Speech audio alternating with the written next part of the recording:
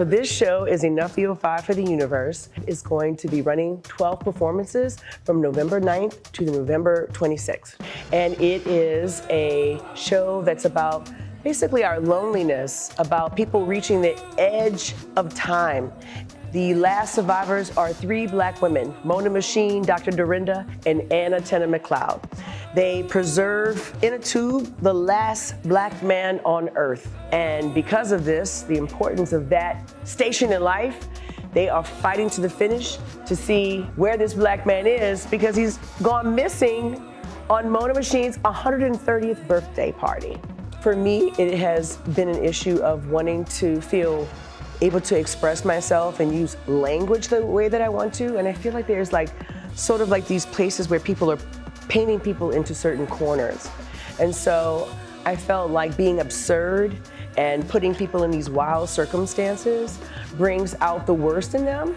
And so here comes Mona Machine, who's kind of fighting against that, but is also an example of, if I don't want it, like it, need it, I can just get rid of it. I can just delete it. She says it. It's easier to delete people than it is to keep them. And so I think that there's an epidemic of loneliness and canceling people.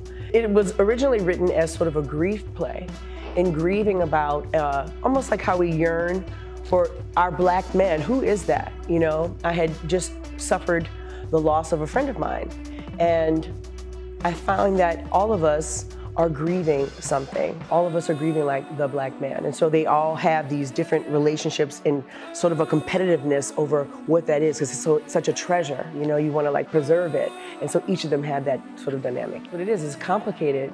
We love it, but we hate it. That's how most of our relationships present themselves.